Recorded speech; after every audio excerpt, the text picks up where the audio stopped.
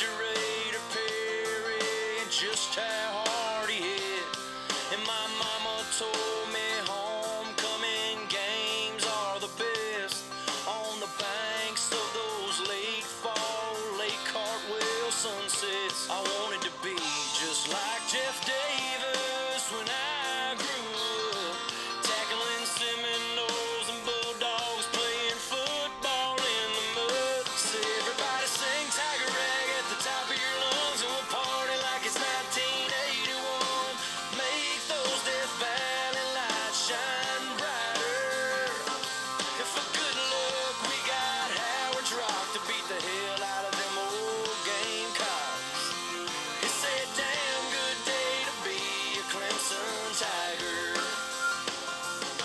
I feel really sorry for our sisters to the south, 'cause they come up here every other year and get punched in the mouth. Oh, and every home Saturday, it gives us the chills to watch those boys in orange run together down that hill. So everybody sing Tiger Rag at the top of your lungs, and we'll party like it's 1981. Make those Death Valley lights shine brighter. And for good luck, we got Howard's Rock to beat the hell out of them old Gamecocks. It's a damn good day to be a Clemson Tiger. Oh, somewhere up in heaven, Gaines Adams makes a sack, and that old Banks McFadden is the best damn running back. So everybody sing Tiger Rag at the top of your lungs, and we'll party like it's 1981.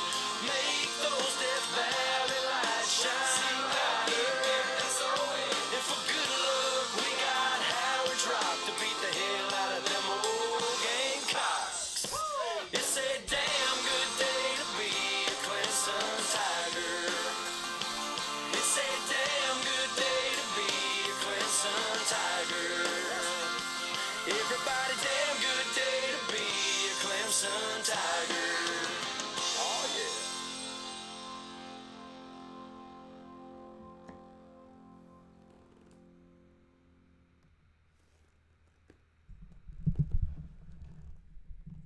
Good afternoon, everybody. You have to excuse me. Pigskin Pete here. Happy Tuesday to everybody. Feels like it's been a long time since I've spoke with all of you. Obviously was not on Saturday for a primetime college football game because I was at the Clemson and Louisville game with the world famous Bobby Durkins, Prince 6'1", and Tiger Nation. I want to thank all three of you, in particular Prince, for supplying the tickets, and he also supplied a place to stay for me and Mrs. Pete. I can't thank him enough. We had a lot of fun. I mean, so much fun that it should have been illegal. And for anybody who wants to know, does Bobby Durkins really euthanize cats for a living? Yes, he does. In fact, we killed a couple right there at the tailgate. So I hope that clears up any of that confusion. Let's see who's in the chat here real quick. Lots I want to talk about today. I want to talk about some of the betting lines for this coming week. We could talk about some of the games that happened last week. Obviously, the most notable, Alabama and LSU. As well as I'm going to give you my prediction or my top 10 college football playoff rankings that are going to happen tonight. I will be doing a show live for that tonight as well. So you get a treat. You get 2 streams from Pigskin Pete today. I'm sure that you guys are so excited about that you can barely contain yourselves. But hold on, let's see who's in the chat here real quick, and then we'll get into some football. Tiger Nate, good afternoon, sir. Delta Charlie says we just scored on Louisville again. Yes, we did. Uncle Luke, good afternoon to you. Christian Ballard, Glow. Billy Dawson, my man.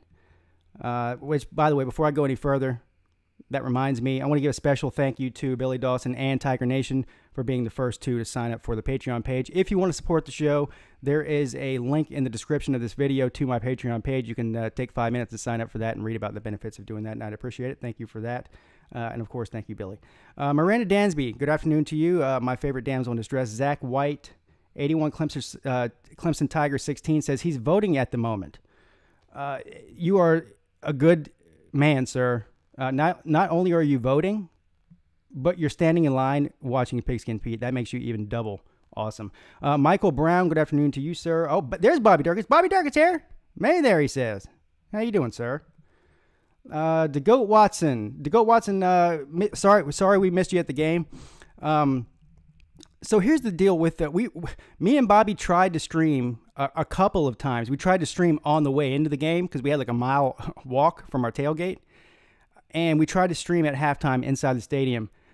Obviously, I was using my phone, and I just didn't have enough cell phone signal. It just didn't work. So I know that some people got a notification as if I was going to stream, and you said I just didn't show up. No, we tried. We actually filmed a good 5 or 6 minutes of a live stream, and it just never loaded. I mean, I don't know what to say. So we were a little bit disappointed about that we didn't get to stream, but we tried, and that's all we could do. So, yeah. Comic Dude 45. Good afternoon to you, sir. And I think that Matt Rhodes says, "What's up, guys? Go Tigers! Congrats, Billy Dawson and Bama domination." Matt Rhodes, I want to give you a special shout out, sir, for being a LSU fan that showed back up. I have a feeling we won't see Nola or Nona or whatever their name is. If we do see them, they'll have a different screen name and they will be trolling, probably pulling for some other team. But if you are watching Nona or Nola, I told you so, sir. And that's all I'm going to say about that. Unless you want to show your face on here, then I can really give it to you. Yeah, so anybody who hasn't voted, I don't care who you're voting for, go out and vote. If you don't vote, don't complain about it. Yeah. All right, so and now that we got all the pleasantries out of the way, I think. I also want to thank everybody for stopping in again. Listen, I know this is 2 o'clock stream. Eventually, I'll get back on the 4 o'clock thing, I promise. Right now, I got to do it when I can do it. And plus, I'm doing 2 streams today. Also, before I forget, I'm planning on doing a live stream on Thursday night for the Carolina Panthers and Pittsburgh Steelers game. That'll be my first NFL live play-by-play and reaction video. So I hope all you guys can join me on that. I know the guys from the Sports Fury will also be streaming that game live on Twitch. But either way, yeah, if you want to go support them, support them. If you want to come watch me, you're all welcome. It'll be a good time, I promise. Okay. Chris Stevens and Richard Neal, good afternoon to both of you, sirs. So, all right, so let's first thing I want to do, I'll do the betting lines second. Let's go over the projections for tonight. I'm going to go through briefly last week's top 10, where the College Football Playoff Committee had them ranked, and then I'm going to tell you what I think they should be this week based on all the games that happened last week. So last week we had Bama 1, Clemson 2, LSU 3, Notre Dame 4, Michigan 5, Georgia 6, Oklahoma 7, Washington State 8, which I think was a little bit overrated, but anyway, that's neither here nor there. Kentucky number 9, and Ohio State 10. Now, obviously, we saw a few of those teams lose. We saw LSU lose. Who else lost there? Kentucky.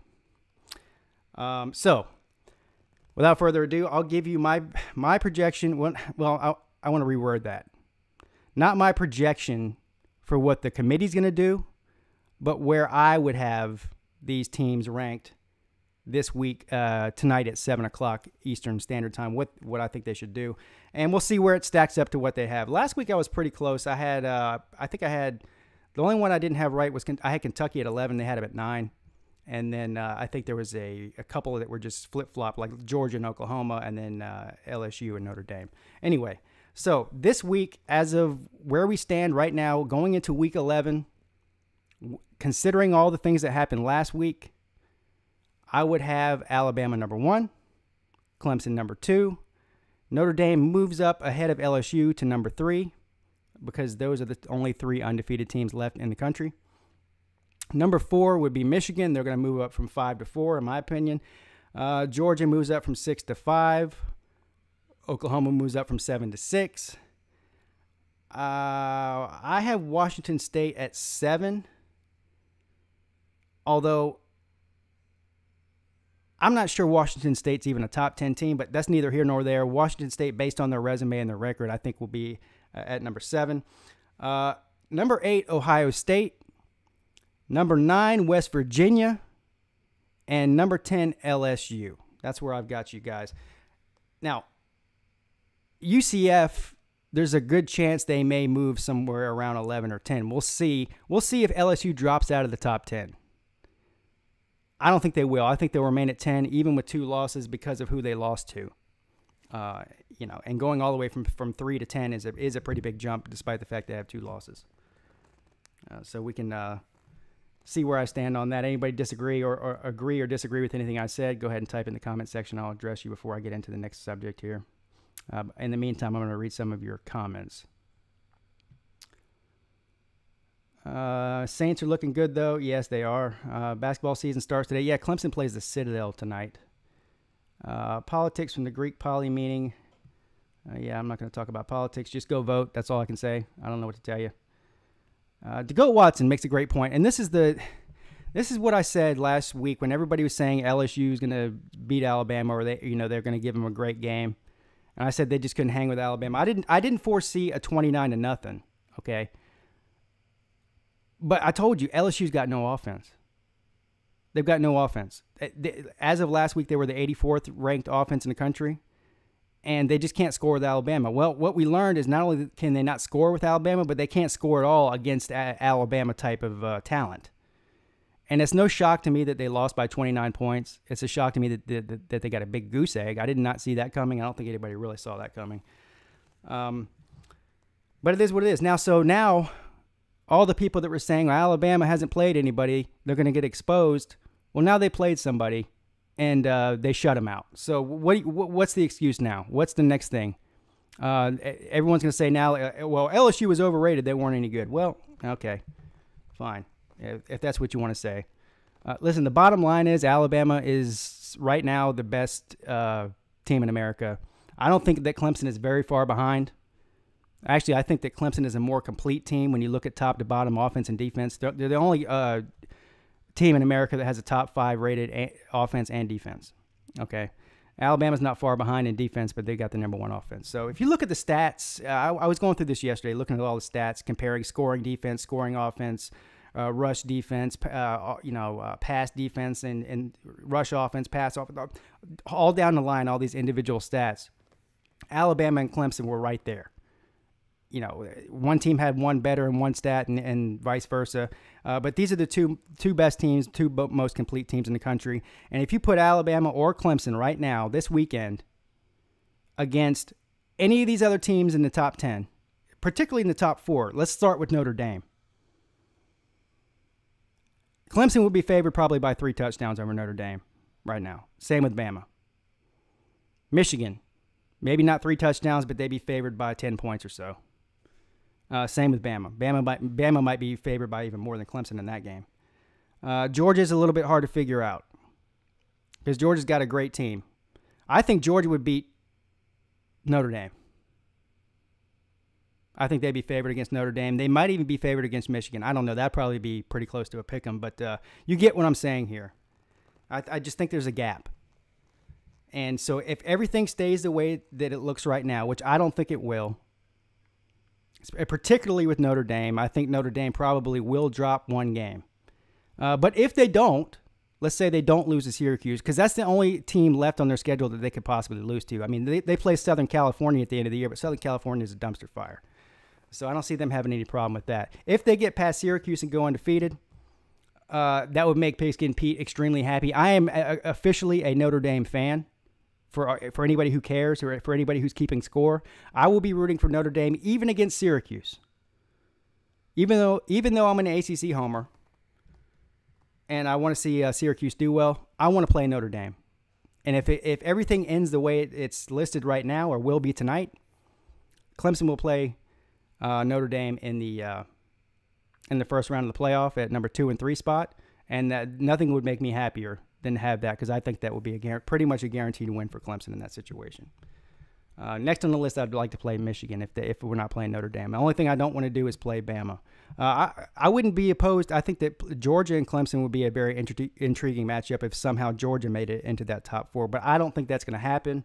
And the reason I don't think that's going to happen is because Alabama, I don't see them losing a game. I mean, let's be real. Who do they have left on their schedule that can compete with them? Nobody. The only team that can compete with them possibly would be Georgia in the SEC title game.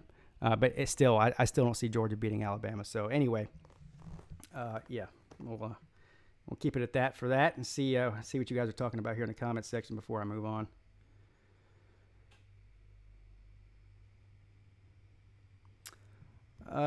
Pixie and Pete, good luck this basketball season.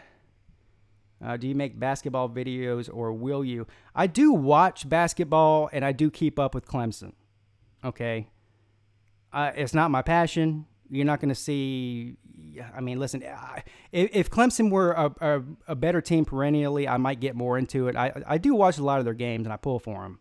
But I don't like their coach that much, to be honest with you. He made it to the Sweet 16 last year for the first time in 9 years since he's been there. And so that kept him from getting fired. But I realize we're in the ACC and we play against Duke and Virginia and North Carolina, and it's a tough sled if you're a basketball program. But there's still no excuse for Clemson only going to the tournament every 8 or 9 years. It's inexcusable. So I keep one eye on it, but basketball is not my passion. No. So I'll talk about it here and there, but it's not going to be the cornerstone of my videos or anything. I predict Clemson to win 42-17. LSU really overachieved this season. Yeah. LSU's a good team. LSU has the same problem that they had before they hired Ed Orgeron. They got no offense. That's it. That's all there is to it. They've got a defense good enough to compete with anybody in the country. But they had that when Les Miles was there. Their offense is terrible.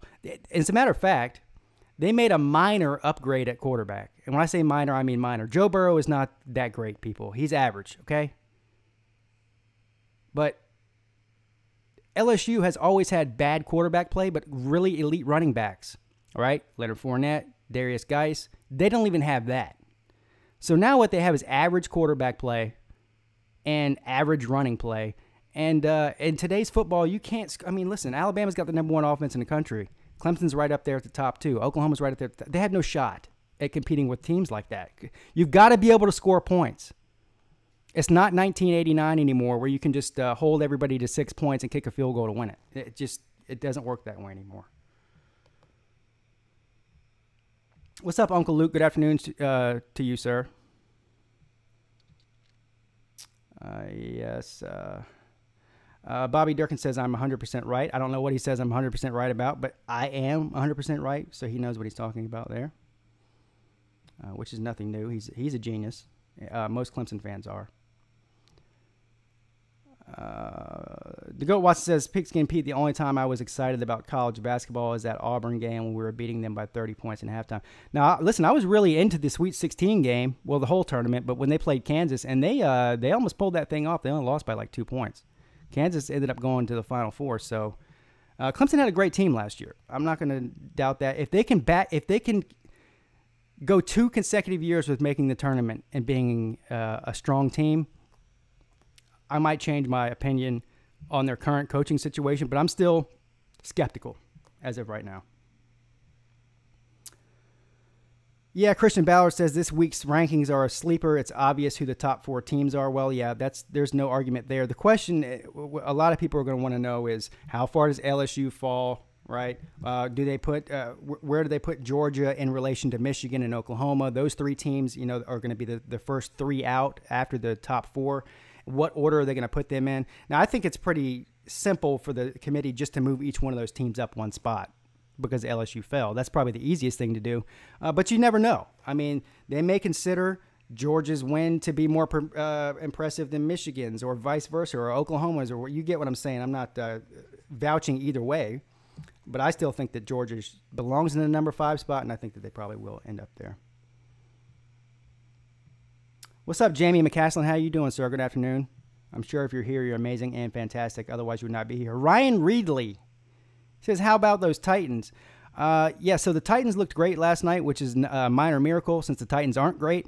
But it's not hard to look great when you're playing against Cowboys. Cowboys are absolute dumpster juice. Listen, don't get me started on the Cowboys. Jerry Jones might be one of the best owners in the NFL, but he's the worst general manager in the history of the NFL. He needs to fire himself from the general manager and let somebody run that team who's not 90 years old. That's how I feel about that. But that will never happen. Have I seen the new SEC shorts? Yeah, the LSU one. Yeah, I saw that. It was funny.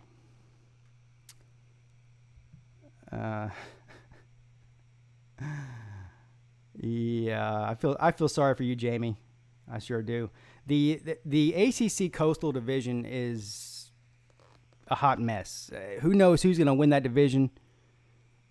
And does it matter? I mean, let's be real here. I know I'm a Clemson fan. I'm a Clemson homer. But listen, even if you're not a Clemson fan, if you look at the entire Coastal Division, there's still 3 or 4 teams that could possibly win that thing. You got Pittsburgh. I think Georgia Tech is still mathematically in there. Virginia, Duke.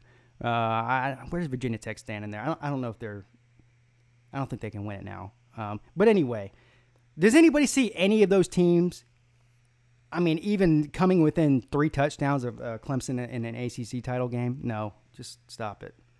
So the Coastal Division, while it's fun to watch, is it's just an audition by whoever wants to get embarrassed on national television in Charlotte by Clemson. That's all it is.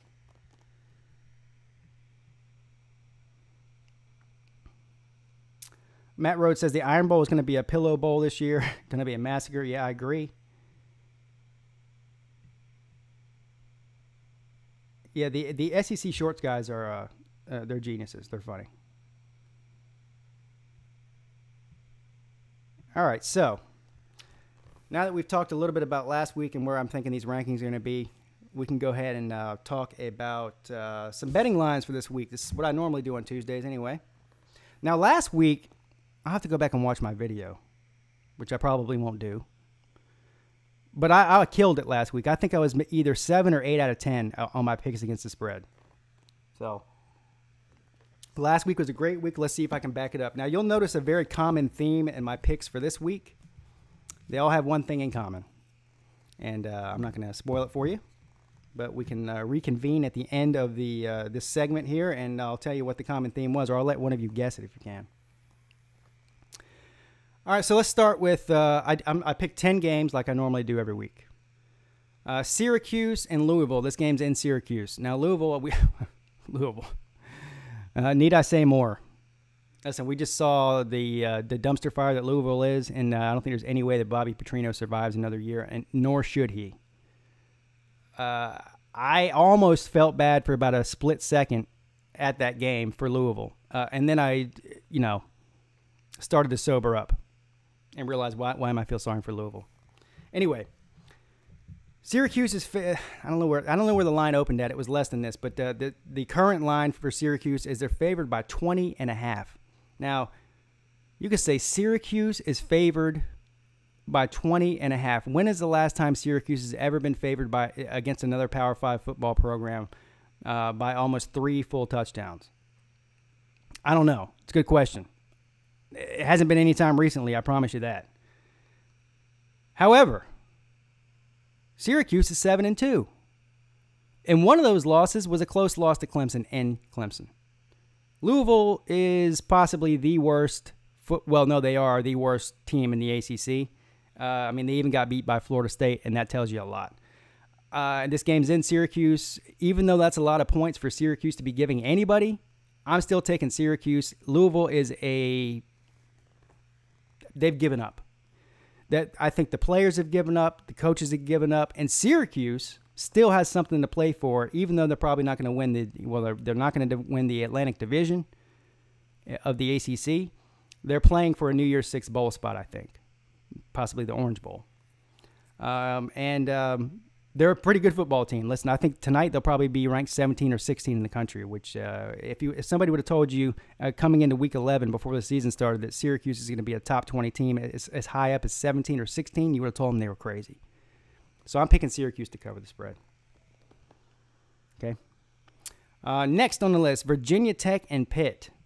Now, Virginia Tech, terrible. One of the most disappointing teams in the ACC this year. There's a lot of high hopes for Justin Fuente and that team, and of course Bud Foster being the great defensive coordinator that he's been there for 30 years or something, over 30 years. that they might have a chance to win that division this year. Doesn't look like that's going to happen. Pitt, on the other hand, started out the season terrible, got blown out by Penn State, had another head-scratching loss. But in the second half of this season so far, the last 3 or 4 games, they look like a completely different team. Of course, they almost beat Notre Dame, and they've had some pretty impressive wins. So Pitt, while their record says they've lost, 3 games or maybe even 4, I don't know, is much better than their record, especially as of today. This game's in Pitt, and they're only favored by 3. I'm taking that all day. I'm taking Pitt. I think Pitt will win by at least a touchdown, maybe 2. What's up, Jaleel Johnson? Good afternoon to you, sir. I'm sure if you're here, you're amazing and fantastic. Otherwise, you would not be here. Thank you for stopping in. Yeah, they lost a Wake. Yeah, that's pretty bad. I get that. Anyway, take Pitt with the 3 points. All right, next on the list, Clemson and Boston College. Now, this is where game day is this week. And when they announced that they were going to Boston College for game day, there was a flood on Twitter and on YouTube of people saying, why are they going there? They're just going there because it's Clemson. Well, yeah, that's part of the reason. But if you look at the other matchups for throughout the country, these are the 2 highest ranked teams. I mean, that's the reason they're going there. And the game will decide who wins the Atlantic Division. Clemson does not wrap up the Atlantic Division until they win this game. Anyway, Clemson is favored by 20.5 on the road. Boston College is a very bipolar team. One week they look great. Next week they look terrible. You never know which one's going to show up. They got one of the top 5 running backs in America, and A.J. Dillon. Problem is that's all they got, and you can't be one-dimensional and beat Clemson. 20.5 seems like a lot on the road against a decent team, but I'm here to tell you, Clemson right now is rolling. Offensively and defensively, if they were driving an 8-cylinder car, they're hitting on 7.5 cylinders right now, and they have been for the past 4 weeks. I don't think this game will be close, and I don't even think it'll be as close as 20.5. I think that Clemson will win this pretty big. It won't be 77-17 like we saw last week, but I wouldn't be surprised to see a 40-20, a 40-14, something like that. I think they'll win by more than 20.5, and so yeah. Take Clemson with the points, 20.5. Next on the list, Kentucky and Tennessee. The Toilet Bowl. This is a little bit interesting here. The reason I say this is interesting is because obviously we know Kentucky's not very good. But we also know that Kentucky is better than they've been in the past few years, and they're getting better. And they don't just get their butts handed to them on a week-in and week-out basis by everybody they play, like they have been in recent years. Kentucky coming off a demoralizing loss to Georgia. They actually thought they were going to win that game. I mean, I don't think anybody outside of the state of Kentucky actually thought they could win that game, but they did. In particular, the players. That knocked them out of contention for the East and, of course, well out of the contention for the playoffs. So they sort of have been demoralized. The game's in Tennessee. I still, however, think that Kentucky is good enough to beat Tennessee pretty handily. And when I say pretty handily, I mean maybe a touchdown or something. But more than 4.5. Tennessee's just not quite there yet. The only reason I could see – now, this is a game I don't know if I'd really bet. This is a tough one to pick against the spread because of what happened last week with Kentucky. I don't know if they're just going to be completely deflated and not show up. But anyway, I feel like Kentucky wants to try to make some sort of statement, a pride game, if you will. They don't want to lose to Georgia at home and then go on the road and get embarrassed by a Tennessee team. So I think they'll be there to play, and I think they'll cover the spread.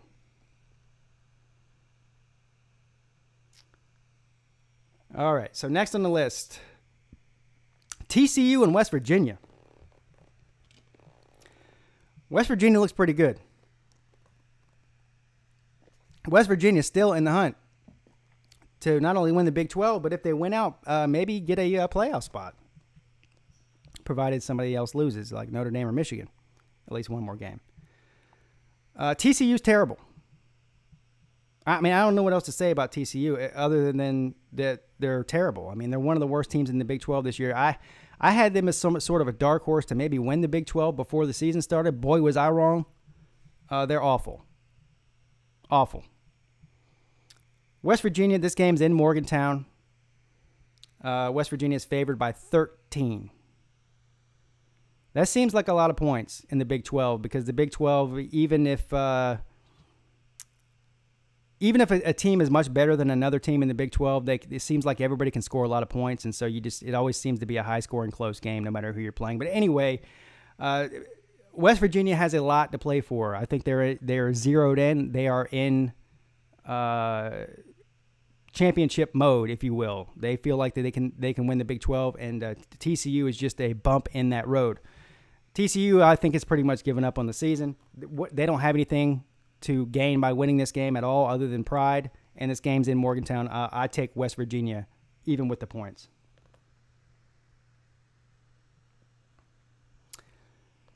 Next on the list, Miami and Georgia Tech. Oh, boy. Like I said before, Georgia Tech is still mathematically in the running to win the Coastal Division. Miami, I don't think is. I think Miami's season's over. I think Miami's fans have given up on Mark Richt. I think Miami's players have possibly given up on Mark Richt. And I think that possibly some of the coaches on that staff may have possibly given up on Mark Richt.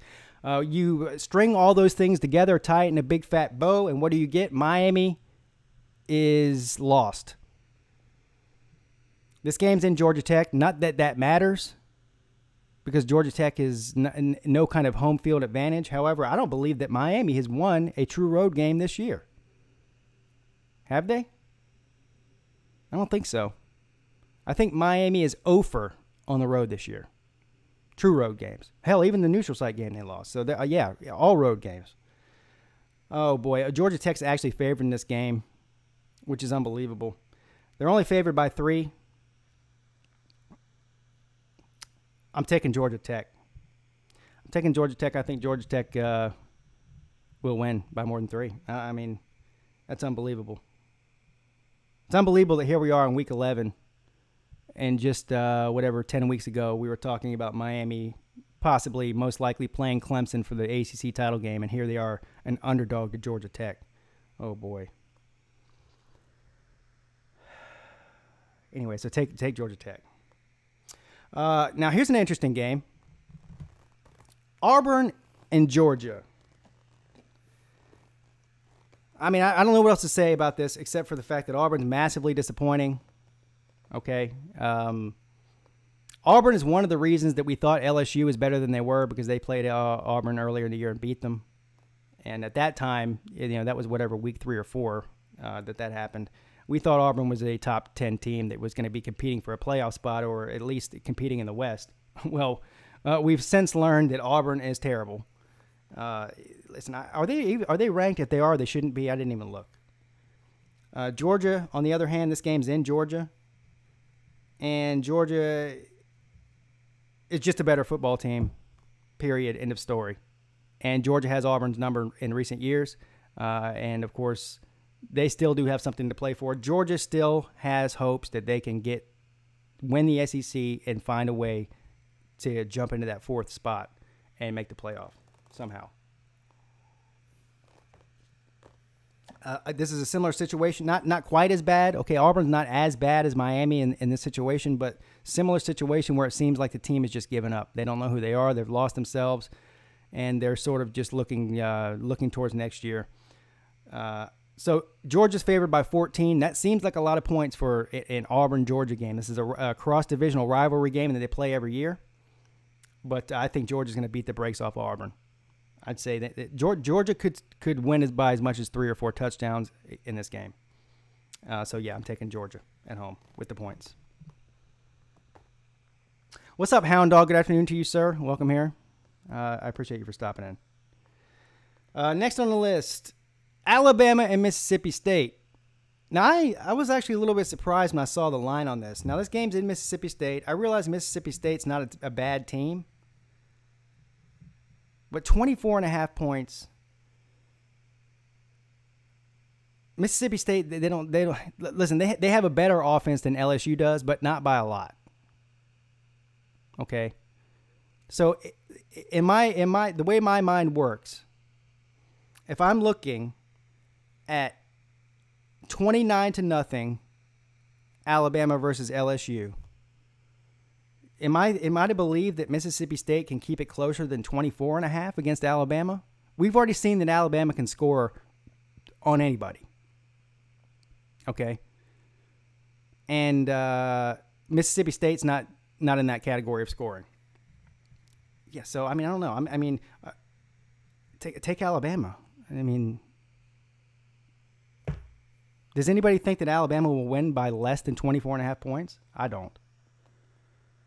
Not a home game. Where is it? Is the game in Alabama? I don't know. I must have wrote that down wrong. Anyway, whatever. Take Alabama 24.5 points. I think Alabama wins by 28, 30 points, somewhere in that range. Yes, Mississippi State's probably going to get curb stomped. Yes. All right, next on the list. I got 2 games left here, guys. All right, so Florida State and Notre Dame. This game's in South Bend, I think. Unless I wrote this one down wrong, too. I think it's in South Bend. Notre Dame's favored by 17. This is another one. Lots of big lines on these some of these games. Obviously, Syracuse by 20, Clemson by over 20, Alabama by 24, Notre Dame by 17. Florida State's the second worst team in the ACC. Right? Behind Louisville. Two teams last year, or at least Louisville, was ranked in the top 15 at one point last year. And they've just fallen completely off the map.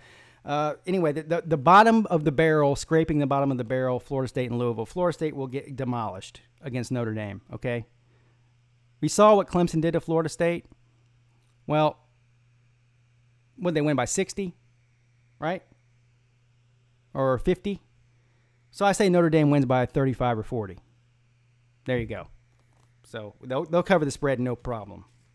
All right, last and not least, let's see if I can read my own handwriting here. North Carolina at Duke.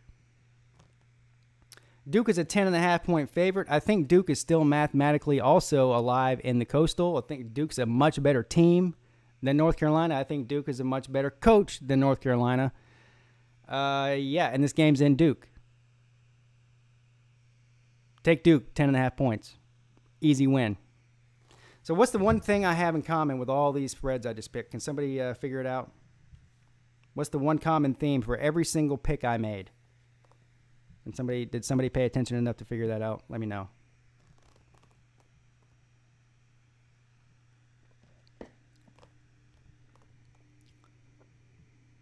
Let me see this comment here. Jaleel Johnson says Notre Dame is due to drop or lay an egg. Brian Kelly does it every year. Florida State might win this game. No, sir. Now, I agree with the first part of that statement that you made, that Notre Dame is due to drop or lay an egg. They do it once every year with Brian Kelly. Yes, they do. It's not happening against Florida State, sir. Listen, Duke or Notre Dame could trot out their third-string team and beat Florida State. Okay, they're not losing to Florida State. They're more likely to lose to Syracuse, which, by the way, for anybody who doesn't remember, earlier in the season, Syracuse blew Florida State out. Blew them out. They won by like 4 touchdowns. They just dominated Florida State. Okay? So if anybody has a chance of beating Notre Dame for the rest of the season, the only one that has a chance of doing that is Syracuse on their schedule. That's it, period. It's not happening by Florida State. Richard Neal says no upsets. Yes, so you're right. I picked all my picks. I picked the favorites to cover. Now, the chances of all 10 favorites actually covering is probably slim, but I think that there's a lot of big lopsided mismatches in these games that I picked this week. Almost all of them. So yeah, I picked all the favorites. So good job, Richard Neal. You win the consolation prize, sir, for guessing, and the points. Yes, and I picked the winner. Yes, so more than one of you got it right. Good afternoon, Tiger Mac. He says, what team besides Alabama do you think it would be cool for Clemson to play in the playoff? You must have missed the first part of my stream, sir. But anyways, I went through that. So I'd like to play either Notre Dame or Michigan. If I had to rub a magic ball and I got to pick Clemson's playoff schedule, assuming they make it to the playoff, which we all think they probably will, it would be first on the list. I'd like to play Notre Dame and then obviously Alabama in the title game. Okay. Second on that list, I would like to play Michigan if we don't play Notre Dame, and then play Alabama. Third on that list, I would say probably Georgia and then play Alabama. Fourth on that list would be Oklahoma and then Alabama. And that gives you a little bit of an idea of where I think Clemson would stack up against some of those teams. I think they have the best chance of beating Notre Dame, period, out of all of them. Second best chance of beating Michigan out of all of them. Third best chance of beating Georgia out of all of them. Fourth best chance out of all of them to beat Oklahoma. So there you go. That's pretty much where I have it. At the end of the day, I just don't think that really any of those teams can beat either Clemson or Alabama. I mean, they can. Not impossible. Just highly unlikely. Yeah, listen, Michigan, well, let's put it this. As far as YouTube goes, playing Michigan would be a home run for me. Because I've spent the past, well, since the season ended last year, trashing Michigan and Jim Harbaugh. Jim Harbaugh is my favorite coach in the country. For anybody who doesn't know that, I love Jim Harbaugh. I'm thinking about blowing up a massive picture of him and putting him a big poster of Jim Harbaugh up here in my football room, and then getting a big thing of darts that I could throw at him. But anyway, yes, Michigan would be a match made in heaven for YouTube. It would be endless material, and the week leading up to it would be great. So for that, yes, I would like to see that. Hound Dog says Clemson is getting absolutely zero respect this season. I don't know about that now. I think they were getting zero respect the first 4 or 5 games, and I think that's pretty much changed now. I mean, listen, the last 4 games they've I mean, completely obliterated everybody they've played. So I think they're getting respect now. Christian Ballard says, Pete, say Roll Tide. Roll Tide. There you go, sir. Don't ask me to say it again because it won't happen. That's your one and only time you're going to hear me say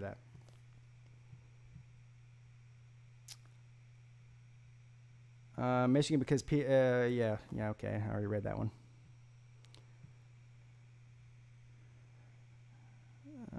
Notre Dame and Michigan loss. I don't really see. I mean, it's possible that Michigan could lose to Ohio State only because it's a rivalry game, only because it's in Ohio State. But I mean, if you look at these two teams play right now, Michigan's just a better team than Ohio State is this year. And Ohio State has bigger problems than their football team. I mean, the controversy, and I said this, whenever this whole thing happened with Urban Meyer at the beginning of the year, I said whether or not he gets fired or not is irrelevant. This controversy is going to cause inner turmoil in the program and in the fan base, and it's just going to cause problems for Ohio State the whole year. And that's exactly what's happened. Is even though he kept his job, there's clearly something's not right there. And so, yeah, Ohio State, I think this is the year they finally get beat. I think Michigan. And then other than that, I mean, who does Michigan play? Who do they play this week? I think I just said it, didn't I? Forget now. Anyway, I don't see Michigan losing another game unless they just completely lay an egg. What's up, P. Digits and Lee Smith? Good afternoon to both of you. Lee Smith says he thinks Michigan and Clemson will be a good game. That will be 2 elite defenses, sir. And the reason I don't think that Michigan can beat Clemson in a playoff scenario situation is because Michigan's offense is not on Clemson's offensive level. They both have great defenses, so that's a wash. Okay, I'll give you that. But listen, Michigan's offense is good but not great. That's the difference, the X factor there. Yes, Pete Digits says he jumped on and he's got to keep going. He can't stay around, but he liked the video. Everyone take a page out of Pete Digits' book and hit the like button, even if you don't like me. As a matter of fact, especially if you don't like me, hit the like button. Yeah, because it helps me out, and it's free. So why wouldn't you do it?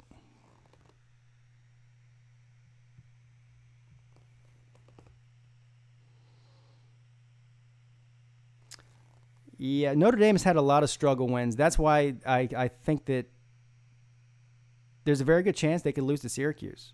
They'll probably be favored over Syracuse, but I don't think by that much. People are underestimating Syracuse. I'm telling you, they are. Like I said, they're going to be ranked like whatever, 16th or 17th tonight probably. They've only got 2 losses. They're just listen. Notre Dame has struggle wins. They almost lost to Pitt. Syracuse is better than Pitt. They almost lost to Ball State. Yeah, I realized that was early in the year, but it's Ball State, people. We're not talking about it. Ball State is not even a Power 5 program. All right. A close game against Northwestern, which Northwestern's okay. They're not lighting the world on fire. Northwestern got blown out by Duke at home. So don't tell me that Northwestern's some great team in the Big Ten. They're not. So you get what I'm saying. Notre Dame has been vulnerable. They've been on the ropes. They're on the edge of losing a game, and Syracuse will be the best team that they played in the past 3 or 4 weeks whenever they do play them. So they could lose. Has Clemson really never been favored in a playoff game? If that's true, I'm shocked. Well, I don't think they have. I think that's correct. I don't think they have ever been favored in a playoff game. So they the first year they played Oklahoma and they beat the crap out of Oklahoma. Oklahoma was favored, I think, by 3 points or something, if I remember correctly. Obviously, the second year they played Ohio State. I think Ohio State was favored by by 1 or 2, something like that, and they shut Ohio State out 31-0. And then, of course, last year they played Alabama, and Alabama was favored, I think, by 7 or 7.5 points. And we all saw what happened there. So, yeah, I think that's correct. I don't think they've ever been favored in a playoff game. They will be this year. Unless they meet Alabama in round 1, Clemson will be favored against anybody. They'll be favored against Notre Dame, Michigan, Georgia, Oklahoma, any of those teams. No doubt.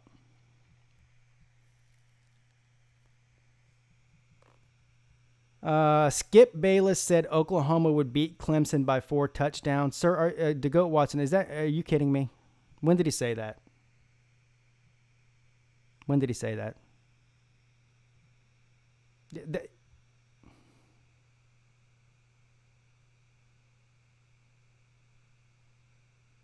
Did he really say that? That sounds like something Colin Cowherd or Joel Klatt would say. Skip Bayless saying that is shocking. Oh, in 2015. I thought you were talking about this year. Yeah, whatever. Yeah. Oh, come on. Please stop it with 2015. Listen, in 2015, everybody thought Clemson was terrible. They thought that they were over ranked and didn't belong in the playoffs. And, of course, we showed them differently, But, yeah, if he said that this year, I mean, he should just close his mouth and shut up about college football. I mean, listen, this is the same guy that thinks the Cowboys are good. Come on. Can you take anything he says seriously?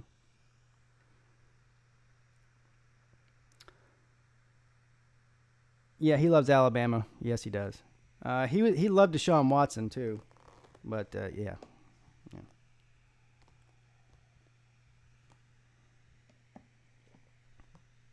Yes, I actually listen to that show every day. I listen to the radio all day long at work while I'm working. So, Undisputed, which is the Skip Bayless show. What's the one before that? Anyway, I can't remember. But yeah, I listen to all of those. The Cowboys' defense is the Cowboys' defense is good, but listen, I mean, they have no offense. They've got an elite defensive line, and they've got Ezekiel Elliott. That's it. That's all they've got. I mean, their receivers are terrible, and their quarterback is less than average. I don't understand what people see in Dak Prescott. He's not. Listen, if you're a Cowboys fan, as long as Dak Prescott is your quarterback, forget about winning a Super Bowl. Forget about getting to a Super Bowl. Hell, you might as well really forget about even making a playoff. He's not good. I know he's a good guy. Everyone likes him. He's got a great personality. He's got a great story. I'm sure he gives to charity. I'm sure he helps old women take their groceries inside. He's not a good NFL quarterback. Period. Do I like Clay Travis? Yeah, I mean, I like Clay Travis. I mean, here's the problem I have with Clay Travis. Okay. Whether or not I agree or disagree with his politics, which I'm not going to even get into that. I don't watch any sports show, period, end of story, to hear about politics. If I want to watch politics, I'll turn on the brainwashed networks of CNN, Fox News, and MSNBC and stare into the TV with dead eyes until my brain rots out of my skull. Other than that, when I want to watch sports, I want to hear about sports, not politics. That's my only problem with Clay Travis. He gets into politics.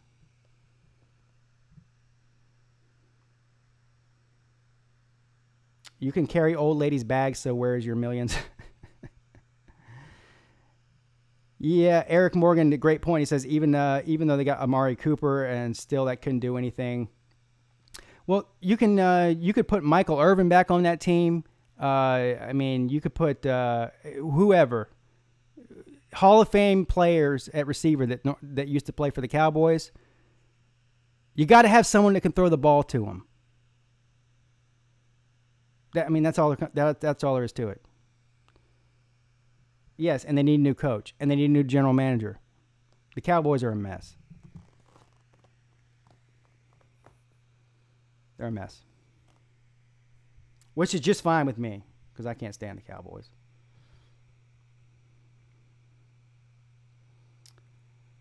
Yeah, Rodgers did it. Yeah, yeah. You just proved my point for me, Lee Smith. Are you saying Aaron Rodgers did it without elite receivers? Yeah, Aaron Rodgers did it. You just proved my point for me. I mean, Dak Prescott and Aaron Rodgers aren't even in the same zip code, sir. Any chance that the Panthers can win the Super Bowl this year? Yes. A chance. Yeah. Listen, this is the best Panthers team we've seen in a while. Well, definitely this team that we have this year is better than the one that went to the Super Bowl in 2015. So, yeah, we could go. The only problem is that New Orleans is in our division. And so we're gonna have to win the division and get a bye. But having to get a wild card spot and play a bunch of road games is going to make it a lot tougher, especially if we have to play New Orleans in the playoffs like we did last year. I am going to the New Orleans game on December the 17th, which is a Monday night football game. And that should be great. I'm really looking forward to that. But anyway, a very long-winded answer to your question is, yes, I think that the Panthers can make it to the Super Bowl. They're good enough to. But I think their chances of making it to the Super Bowl are probably less than 20% or somewhere around there, if I had to guess.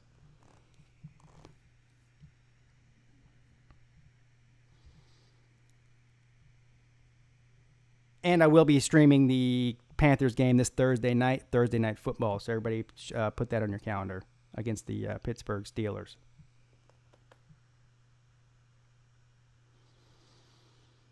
Jerry Jones ran off Jimmy Johnson, and they have never recovered from that stupidity yet. Yeah. Cowboys just need a new owner. Yeah, I agree. And front office. Listen, he's a great owner. He spends money. He's a great owner in the way that he'll throw money. He's got a lot of money, and he'll throw money to solve any problem. Jerry Jones' problem is not his ownership. He's a general manager of the team, and he makes football decisions, and he only hires coaches that do what he wants them to do instead of being able to do things they want to do things the way they want to do it.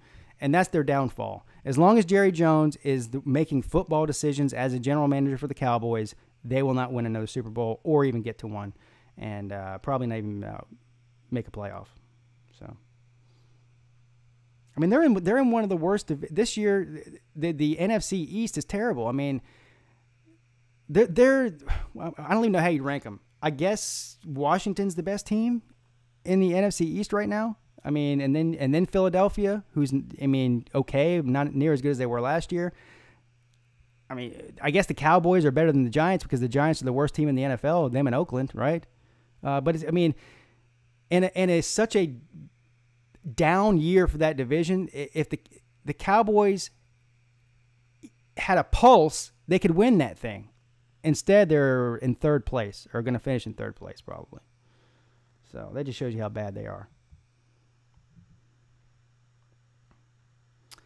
My Panthers beat your Bucks. What the heck? I mean, did you? Come on, sir. Christian, did you not see that coming?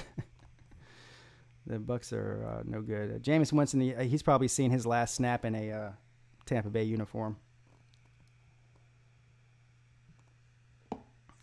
Ryan Reedley. Titans are not beating the Patriots, sir. I'm sorry. Don't get all excited because you beat the crappy Cowboys. All right? It's not happening. The Titans aren't even going to win that division. The Texans are, and that's all there is to that.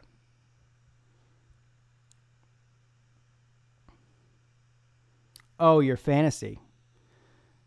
You mean like your real fantasy, not your fantasy league. Yeah.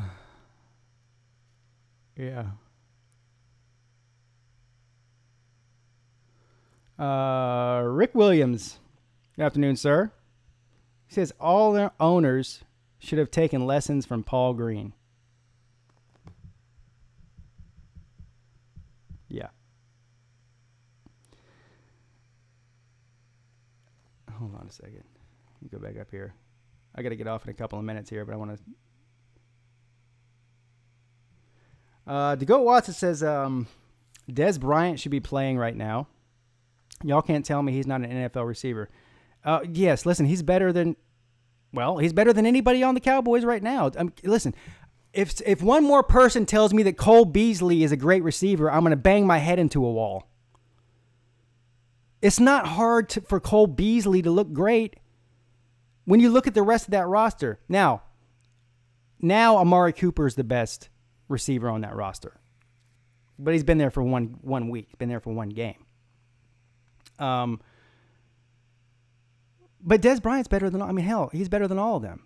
Yes, so the reason Dez Bryant is not playing for a team right now is because Dez Bryant is as dumb as the football helmet that he wore for 10 years or whatever, however long he's with the Cowboys. He's an idiot. I mean, what kind of grown man has to have a babysitter that's hired by the owner of the team to make sure he doesn't get in trouble? I mean, that's all you need to know right there. And does anybody follow Dez Bryant on Twitter?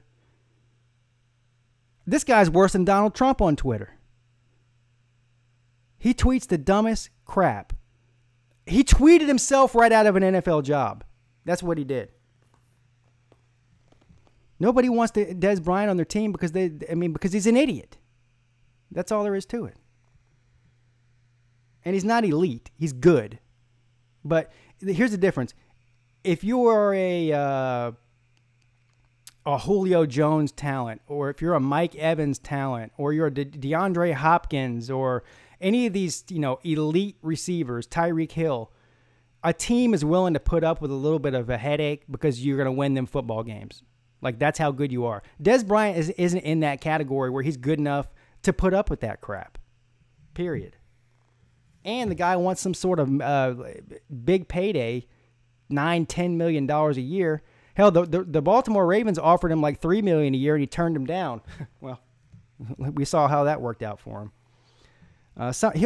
If the guy is not an idiot, which he is, so we already know that much, he'll get an offer in the offseason, and he'll go somewhere for minimum pay. He'll get paid $3, maybe $4 million a year to go to a bad team that needs a receiver. Maybe the Cowboys might bring him back because that's how bad they are.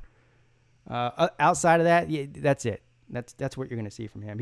And wherever he goes, he won't be the number 1 receiver. He'll be the number 2 or 3 receiver at best. Period.